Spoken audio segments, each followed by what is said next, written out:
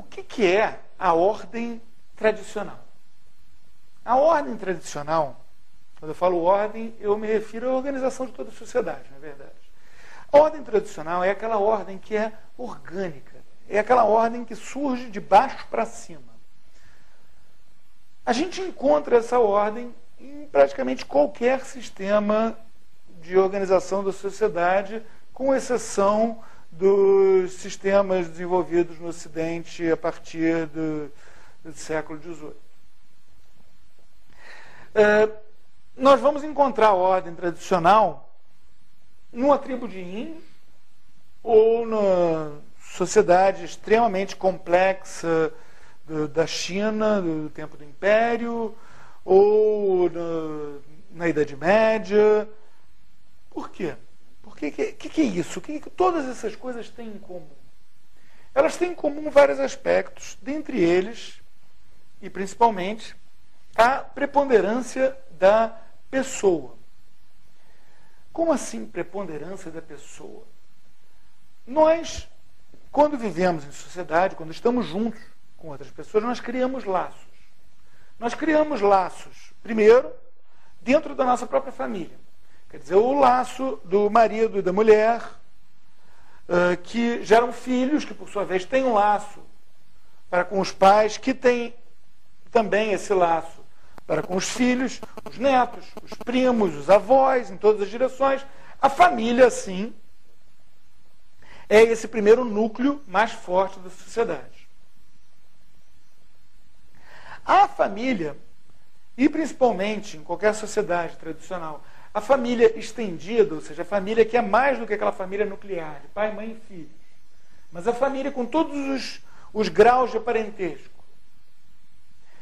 E, normalmente, com agregados, com gente que vem para estar junto, gente que mora na mesma casa, que está ali trabalhando junto, morando, comendo a mesma comida, coisa tradicionalésima no interior do Brasil. Todo mundo que tem família no interior, ou mora no interior, ou tem, ou teve, ou conhece algum agregado, alguém que vai, às vezes, uma outra família, uma família mais pobre, que vai geração após geração, vai vivendo ao lado de uma família mais rica. Por exemplo, são coisas extremamente comuns no Brasil. E assim se cria uma ligação familiar. É muito comum que nessa família mais pobre que vai vivendo junto de uma família mais rica, por exemplo, se tenha se vai desenvolvendo ao longo dessas gerações uma série de ligações em que o menino da família mais pobre vai ser afilhado do adulto da família mais rica, por exemplo. São coisas que vão acontecendo e que vão levando a uma espécie de união entre as famílias. Essa união entre as famílias é a próxima etapa da sociedade. Quer dizer, primeiro a família nuclear, depois a família estendida, depois essa união entre as famílias, formando o que a gente poderia chamar, talvez, de um clã. Mas que, na verdade, nada mais é do que a família, no seu sentido mais extenso. E aí a gente repara como que há essa, na trilogia do Poderoso Chefão, né, como que é o uso desse termo, família, para se referir a toda aquela estrutura de poder montada em torno da personalidade forte do Poderoso Chefão, do Vito Corleone. É uma família. Até quando, no julgamento do Michael, já muito mais tarde,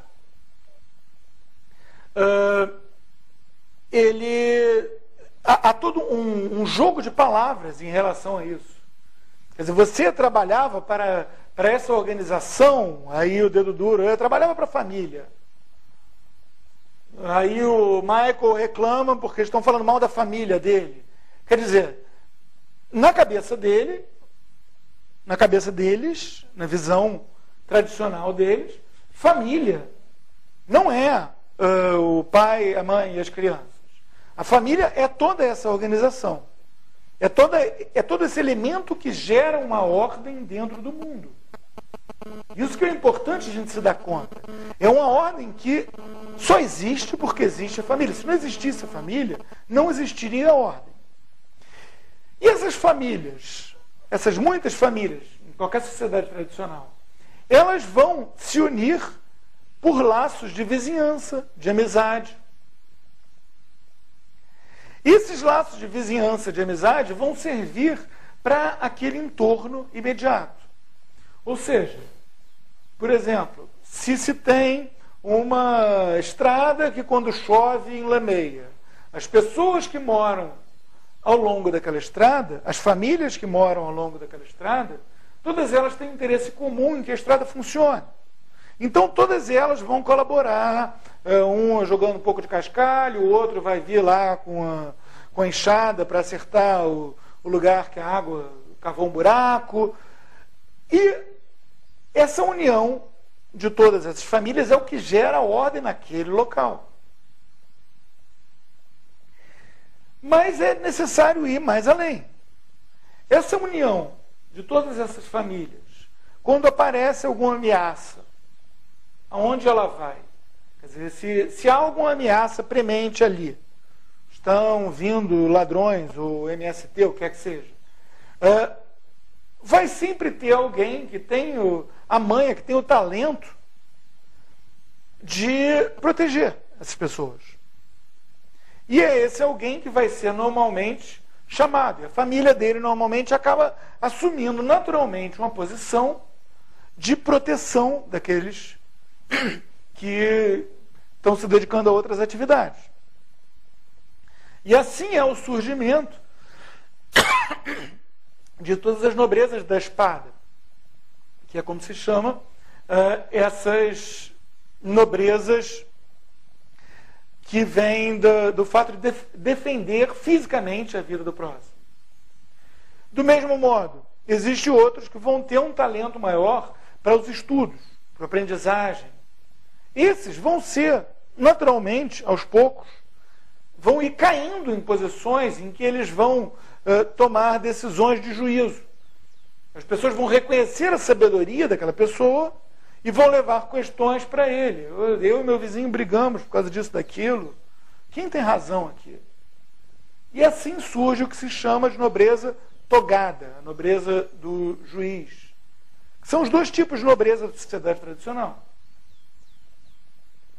Além disso, normalmente, nós vamos ter também aqueles que se dedicam ao culto, à divindade, né, que vão formar o clero. Muitas vezes o clero se mistura com a nobreza togada, os filhos da nobreza togada vão parar no clero, ao mesmo tempo que os filhos da grande massa de agricultores, e por aí vai. Mas numa sociedade tradicional, o que a gente tem, em suma, é uma ordem que vem de baixo para cima, em que essas elites, elas surgem porque o talento das pessoas é reconhecido. Há uma situação de emergência, nós precisamos de alguém que consiga, matar a onça que está matando as pessoas.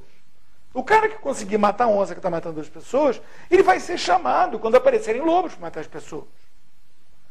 E assim ele vai, aos poucos, se colocando naquela posição em que é altamente provável que o filho dele venha se colocar também. Agora, e se esse poder for sendo abusado? Se ele começar a abusar desse poder, o lobo é ele. Vai aparecer alguém que vai derrubar a ele. Numa sociedade tradicional, é assim que a ordem funciona. É assim que a ordem se mantém. Vindo da ordem mais importante, da ordem mais essencial, que é aquela ordem do nível mais baixo, a ordem das pessoas, a ordem da união entre um homem e uma mulher, e os seus filhos, e os pais, e os primos, e os agregados. E isso vai crescendo até a gente ter uma ordem que englobe toda a sociedade. Mas ela vai sempre ser uma ordem fundamentalmente pessoal. Uma ordem em que, muito mais importante do que um código de direito disso, daquilo, é quem é o seu padrinho. Quem é aquela pessoa que te defende quando você precisa? Todo mundo tem. A criança pequena, quem é o padrinho dela? Quem defende ela quando ela precisa? Defender de besteira, do cachorro? A mãe. A coisa ficou um pouco mais séria? O pai. A coisa ficou mais séria ainda? O fortão da vizinhança. A coisa ficou muito mais séria? O fortão que o fortão da vizinhança chama. Que é o cara que organiza todos os fortões da vizinhança, de todas as vizinhanças. Então todo mundo vai ter alguém que o protege. E ao mesmo tempo todo mundo vai ter alguém que ele protege. A criancinha vai proteger o filhotinho. E o cara lá no topo vai proteger todo mundo que está abaixo dele. Mas são relações fundamentalmente pessoais. Relações de pessoa com pessoa. A gente encontra isso na nossa sociedade brasileira, porque ela é uma sociedade fundamentalmente tradicional. Ela tem uma crostinha muito fina de modernidade. Mas o que a gente tem aqui é uma sociedade em que esses laços são muito mais fortes do que qualquer teoria política poderia querer que eles fossem. A gente fala no Brasil, a gente tem o ditado, que mais vale ter amigos na praça do que dinheiro em caixa. O que quer dizer isso?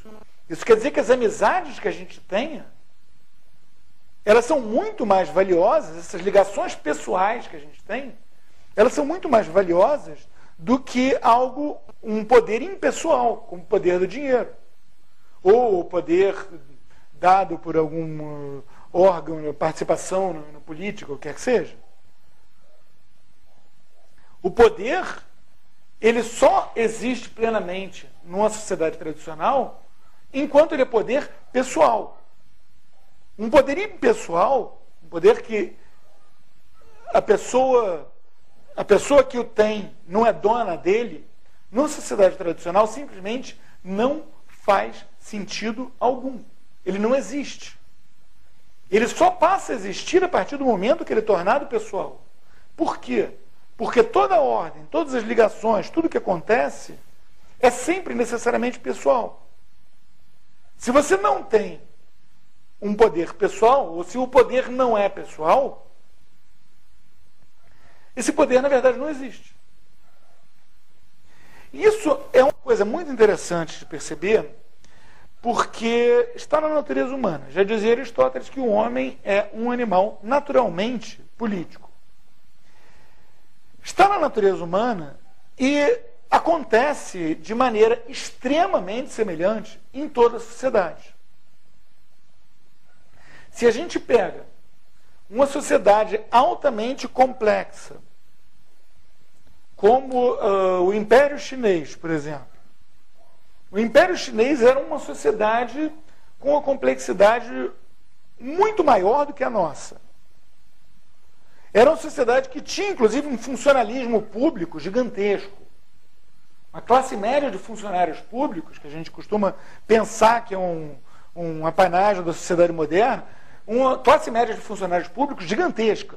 Mas, mesmo assim, as relações ali dentro, inclusive dentro dessa classe média, inclusive dentro dos aspirantes dessa classe média, eram relações pessoais. O aspirante a funcionário público, ele normalmente era filho de quem? Um funcionário público. Ou seja, era uma perpetuação, enquanto estava funcionando aquela família naquela situação, ela estava perpetuada ali. A partir do momento que viesse um filho extremamente burro, que conseguisse passar no concurso público, por exemplo, aquela família iria perder aquele status. Mas enquanto estava funcionando, ela estava ali. E aí a gente pega e muda completamente o quadro para uma sociedade muito mais primitiva, para uma sociedade de índios, por exemplo, a gente vai encontrar uma coisa extremamente parecida. A gente vai encontrar, ainda que com uma hierarquia muito menor em número de graus, mas a gente vai encontrar posições que são ocupadas hierarquicamente enquanto aquela pessoa está funcionando ali, enquanto ele de caçador não virou lobo, portanto não virou caçado. A gente vai encontrar uma sociedade organizada em torno desses laços pessoais, em que a pessoa vale pelos amigos na praça, por quem ela é, por quem a ama, na verdade, né? Por quem está do lado dela, por quem ela protege, quem é protegido dela. Isso é o que vai fazer a ordem numa sociedade tradicional. Agora, uma sociedade tradicional ela pode cair em decadência. Qualquer coisa pode cair em decadência, especialmente coisas que são tocadas por seres humanos. Nós temos uma capacidade incrível de enfiar o pé na jaca. Né? E qual é um dos modos que nos interessa para a gente tratar do poderoso chefão, pelo qual a sociedade pode cair em decadência? Quando a passagem da pequena ordem intrafamiliar à ordem extrafamiliar é prejudicada pela intensidade da ordem intrafamiliar. Como assim? Um casal se casa, tem um monte de filhinhos muito bonitinhos, a mãe e o pai amam aquelas crianças amam o pai e a mãe. Aquelas crianças crescem e o pai e a mãe acham que eles são a coisa mais fantástica que existe na face da Terra. Aí uma daquelas crianças faz uma besteira, briga, o pai e a mãe que amam eles muito passam a mão na cabeça. E passam a mão na cabeça. Isso vai se tornando um hábito. E aquele filho, quando ele cresce, ele se casa e ele passa a ter esse hábito de passar a mão na cabeça dos filhos, de perdoar tudo que eles fazem. Vai chegar uma hora em que vai acontecer? Alguém ali vai fazer alguma coisa realmente muito errada e a família inteira vai achar que ele continua sendo um fofo. A ordem extrafamiliar vai ser abandonada em favor dessa coesão familiar. E é isso que, no começo da história, cronologicamente, do Poderoso Chefão, quer dizer, na parte de flashback do segundo filme, e é assim a situação da Sicília que nós encontramos. É a situação em que cada família está sozinha. É cada família por si. E o diabo contra todos. Então as famílias vão brigando. Tem a cena no primeiro ainda, quando o Michael vai para Sicília, que ele pergunta onde é que estão os homens. Aí o rapaz que está guiando ele diz: eles foram todos mortos nas vinganças, nas vendetas. Eles foram todos mortos. Repara como é que na porta das casas tem placas com os nomes deles. Por que isso? Porque aquelas famílias começaram a ver essa coesão intrafamiliar, que é importante, que é verdadeira, e que tem que acontecer, e que numa sociedade mais ou menos tradicional, como a nossa brasileira, a gente vê que na nossa legislação não se pune a mãe que abriga o filho foragido, ou o furto cometido pelo pai contra o filho contra o pai. Por quê? Porque a nossa sociedade, quando foi feita a nossa legislação, ela ainda reconhecia o suficiente da sua base tradicional para não querer afetar a coesão familiar, botando uma lei externa, exógena, para cuidar daquilo. A ordem dentro da casa, quem cuida é o pai. O filho roubou do pai, o pai que deu uma bela surra de cinto no filho. O filho matou alguém e fugiu, você não vai culpar a mãe porque ela acolheu, é o filho dela. A nossa sociedade tem isso ainda. Mas se isso vai além de determinado limite, você pode ter uma dissolução dessa ordem tradicional, que é o que acontece na Sicília, de onde vem Dom Corleone.